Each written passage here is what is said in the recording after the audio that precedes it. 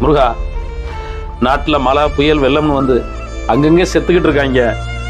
இதை கேட்டதுல இருந்து என்னால தாங்க முடியல முருகா. 3 நாளா பசியும் பட்டினியுமா கிடக்கிறது சாமி. மனசு மட்டும் வச்சு எனக்கு ஒரு 100 ரூபா கொடு முருகா. அண்ணா சாலையில மணக்க மணக்க ஒரு லெக் பீஸோட ஒரு பிரியாணி சாப்பிட்டு மலையாண்டியோட அடிவாரத்துல ஒரு தூக்கத்தை போட்டு எந்திரிக்கிறேன் சாமி. ஆஹா, ஒரு மனுஷன் திருடல, யாரையும் ஏமாத்தல, முறையா முருகன்ட்ட கேட்கிறாரியா. நல்ல பிச்சைக்காரனா இருப்பான் போல இருக்கு. சரி, நம்ம கொடுப்போம்.